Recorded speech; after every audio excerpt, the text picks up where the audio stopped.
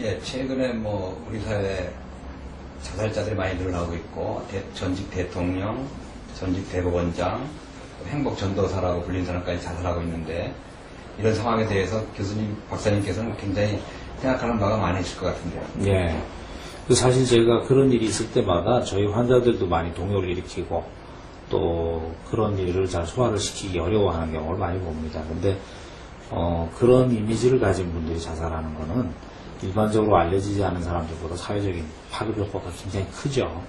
그래서 우리 사회의 가치관이 어떻게 정립돼야만 이런 자살이 많이 예방될 것인지 또 세계적으로도 거의 1위에 올라가 있다고 하는 것에 대해서 참 문제의식을 저도 많이 느낍니다. 근데 그 행복 개념에 우리 사회는 그게 삶의 행복만 얘기하지 않습니까? 행복이라고 했을 때는 뭐 삶이든 죽음이든 다 포함되는 개념이어야 되는데 그것도 굉장히 큰 문제라고 생각하는데 결국은 이런 이제 극단적인 선택을 하게 되는 이유가 자기 철학이 없죠.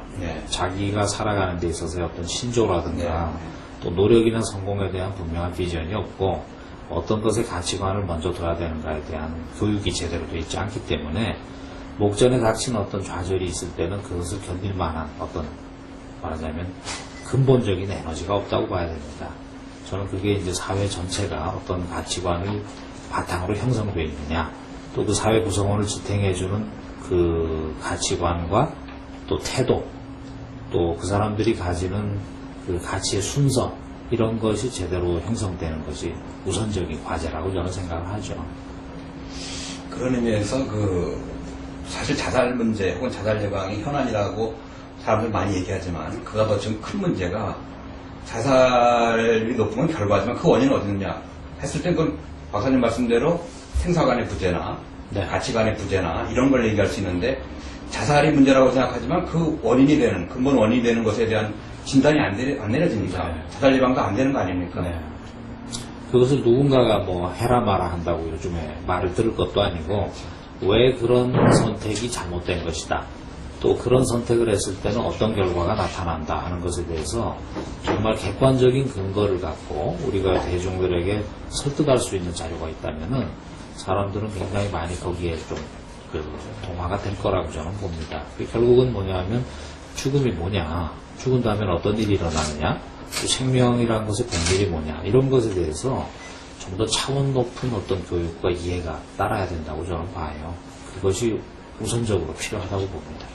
그러니까 자살자의 일반적인 작업 패턴을 좀 단순화해서 말씀드리면 살다가 고통을 당하고 그 고통이 오래 지속되고 그 고통으로도 벗어날 길이 없다고 판단하면 죽으면 다 끝나니까 자살하면 고통도 끝날 거라는 기대감 혹은 뭐 환상 때문에 자살하는 건데 그런 일반적인 사고방식에 문제가 많이 있는 거 아닙니까? 그렇죠.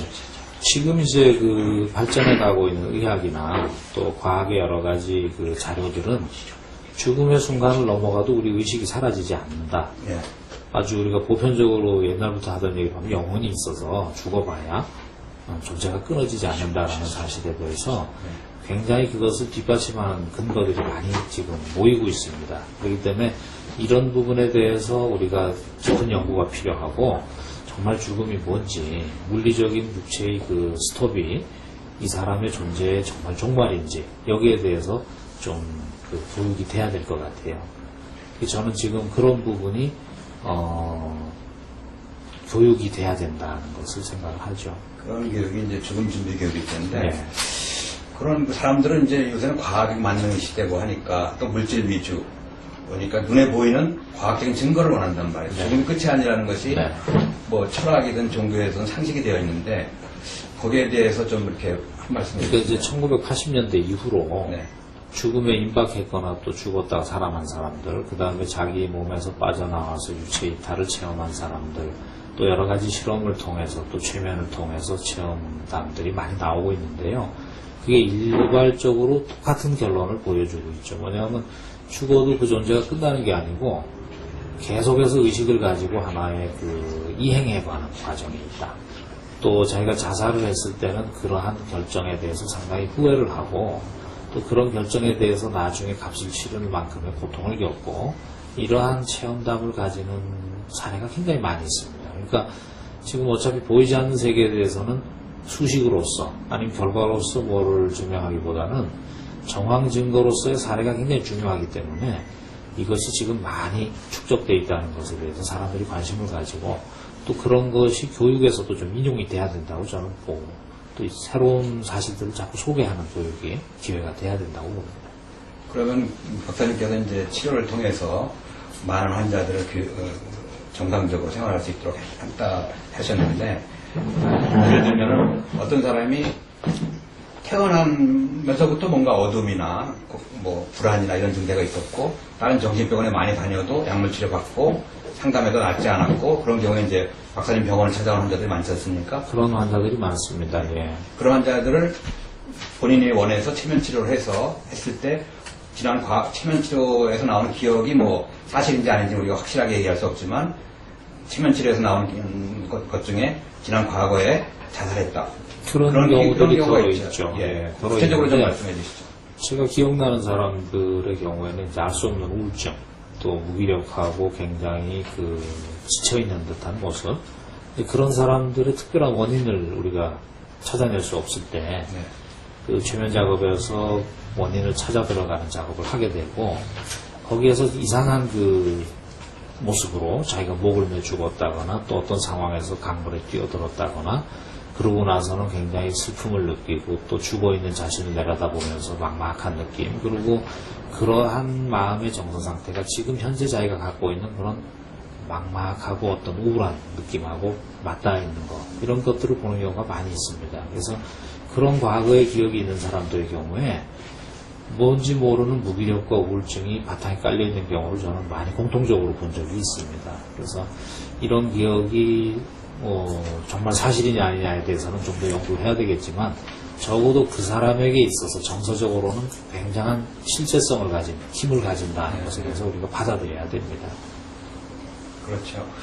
그리고 안에 이런 다양한 식의 설명을 하고, 예를 들면 박사님 말씀대로 임사체험이나 혹은 뭐 집의 사자에서나 이런 설명을 해도 현대인들은 눈에 보이는 결과가 아니니까, 과학적인 증거가 아니니까 계속해서 회의적이고 그런 질문을 하는 사람이 있는데, 그런 사람들한테는 어떤 식으로 설명해 주십니까? 사람들은 어떤 현상을 볼 때 자기한테 익숙한 측면에서만 접근을 하고 자기한테 부담이 없는 결론만을 받아들이게 되죠. 그렇기 때문에 똑같은 사건이나 어떤 상황을 봐도 사람들은 얼굴처럼 다 각자 다른 결론을 내리게 됩니다. 근데 누구도 부정할 수 없는 자료라는 것은 여기저기에서 다 모아지는 발표된 사례들, 그리고 신뢰할 만한 과학자들이 또 내놓는 그러한 자료들, 이런 것들만 해도 지금 굉장히 양이 많거든요.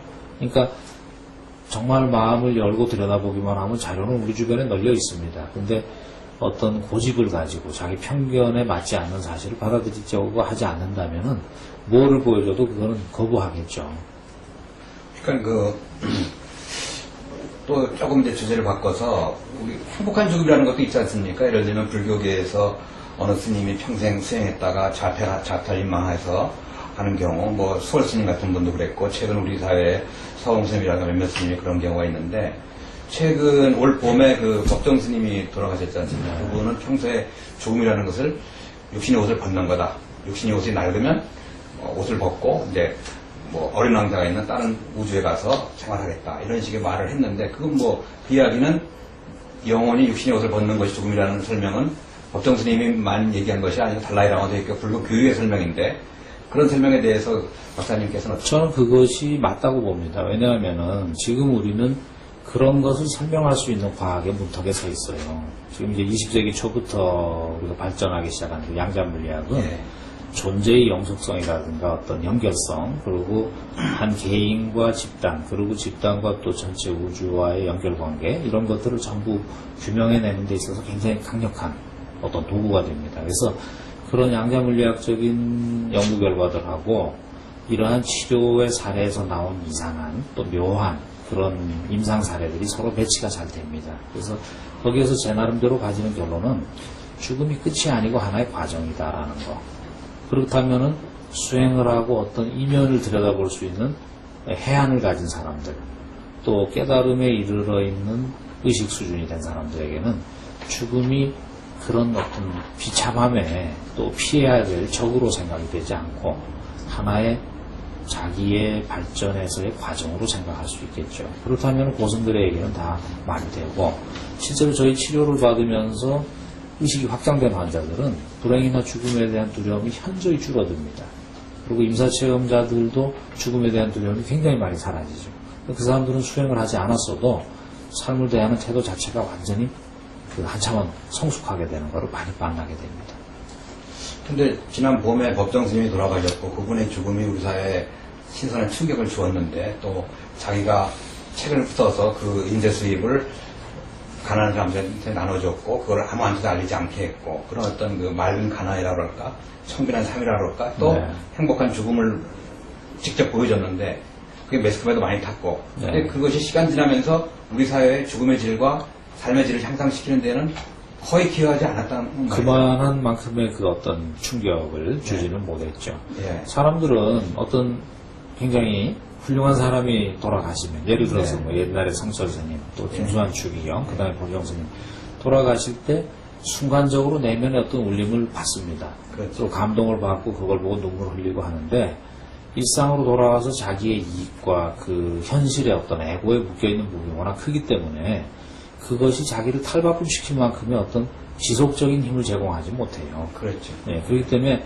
치료라는 과정은 그러한 단단하게 굳어있는 부분을 깨고 그 사람 안에 있는 고유의 본질적인 어떤 모습을 조금씩 더 드러내는 과정이라고 저는 생각을 합니다. 그게 결국은 치료가 수행이 되고 그 치료의 결과로서 그 사람의 의식이 바뀌게 될 때 새로운 인식에 도달하면서 태도가 바뀌게 됩니다. 그것은 주입식으로 뭔가를 공부하는 것과 전혀 다른 과정이라는 것을 저는 치료를 통해서 많이 확인을 하죠. 그런 과정이 누구에게나 필요합니다. 박사님 책을 보면 좀 다른 정신과 의사들 많이 다르시더라고요. 이렇게 해서 이런저런 그런 인상을 많이 봤는데 또 하나 저는 철학책은 잘 안 읽고 오히려 박사님 같은 그런 성향의 책이 또 재밌어요. 네. 저도 좀 왜 그런지 모르지만 사실 저는 뭐 정신과 의사라는 건 저의 하나의 측면이지만은 그렇죠. 그보다 훨씬 더 깊은 어떤 근원에 대한 욕구가 있기 때문에 정신과 의사라는 자리에서 다양한 학문을 전부 총합하고 싶은 것이 사실 제 마음입니다. 그러니까 하나의 그 치료라는 걸 통해서 사람을 이해하고 거기에다가 현대 과학의 많은 데이터들을 같이 접목을 시키고 또 인간의 생활에 영향을 주는 모든 영역을 전부 통합해서 하나의 큰 그림을 그릴 수 있고 또 모두가 쓸 수 있는 원리를 발견하는 것. 어떻게 보면은 통합 이론을 하나 만들고 싶은 것이 제 생각이기도 하죠. 결국 그런 것이 있어야만 인생관에 대해서 확실한 어떤 기준이 잡힐 테니까요. 그렇죠. 그러니까 고통만 없애주는 것이 아니라 질병만 없애주는 것이 아니라 그 사람이 독자적으로 인생관이랄까 생사관이랄까 이런 걸 확립해 가면서 스스로 또 그런 비슷한 사례가 오면 스스로 치료할 수 있는 능력까지도 주시는 그런 방식으로 하고 있지 않습니까? 그렇습니다. 이 질병이란 것이 물론 참 힘들고 지겨운 것인데 치료를 하다 보면 환자 스스로가 이 병이 나한테 의미가 있는 것이다. 이 병은 나한테 이유가 있어서 주어진 것이고 내가 이거를 잘 소화시켜야 될 어떤 과제다 하는 걸 깨닫게 되는 지점이 옵니다. 그렇기 때문에 그게 결국은 괴로움을 주지만 총합적인 그 사람의 삶으로 보면은 한 단계 업그레이드하는 좋은 영향을 주는 경우도 있어요. 말하자면은 쓴 약이 몸에 좋다 하는 것처럼. 그렇기 때문에 무조건 병을 하나의 적으로 보고 증상을 무조건 제거하는 쪽에만 매달리는 의학은 상당히 그 단견이라고 말할 수 있죠. 넓게 봐야 됩니다. 그런 의미에서 그 정신과 의사들 실질적으로 상담 치료보다는 약물 치료 위주로 가고 있지 않습니까? 그게 왜 그러냐면은 상담 치료를 뭐 분석적인 치료를 많이 해도 투자되는 시간이나 노력에 비해서 사실은 그 결과가 그렇게 신통치가 않거든요.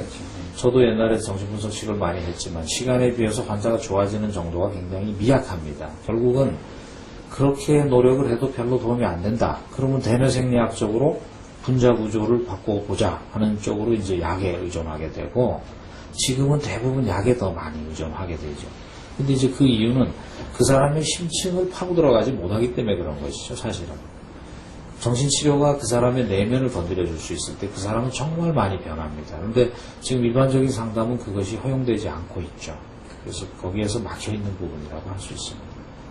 사실 또 지금 이 시대에 그 자살 충동을 느끼는 사람이 굉장히 많은데 시도 가능성이 있는 사람들이 상당 수준에 있다고 봅니다. 지금 뭐 자살자가 2009년에 15,413명이고 재작년보다 19.3%가 늘었다고 이런 통계 숫자가 나오지만 현실은 그보다 더 심각한 것 같아요. 자살자보다 한 몇십 배 혹은 100배 정도 많은 것이 실제로 자살 시도자고 네. 지금 자살하면 자기 고통으로부터 벗어날 거라는 기대감이 있는 사람들한테 네. 박사님께서 좀 한마디 해주시면 도움이 될 것 같습니다. 지금 제가 하는 얘기가 어떤 도움이 될지 몰라도 죽음이 뭔지 알면은 자살을 시도하지 않을 겁니다. 그렇죠. 죽음의 정체를 알고 그 이후에 일어나는 상황들을 갖다 이해하게 되면 자살은 선택할 수 있는 그 어떤 자기가 그런 마음이 전혀 들지 않게 되죠. 왜냐하면 자살도 하나의 과정이고 또 지금 현재 해야 되는 일을 무조건 중간에 또 잘라서 자기의 책임이라든가 어떤 의미를 다 버려버리고 중단하는 것이기 때문에 그 자체로서 나중에 올 후유증이 굉장히 크고 또 죽는 순간에도 그 존재는 소멸되지 않고 모든 게 끝나지 않는다는 사실을 좀 알아야 될 거라고 좀 봐요. 그런 사실이 많이 교육이 돼야 됩니다.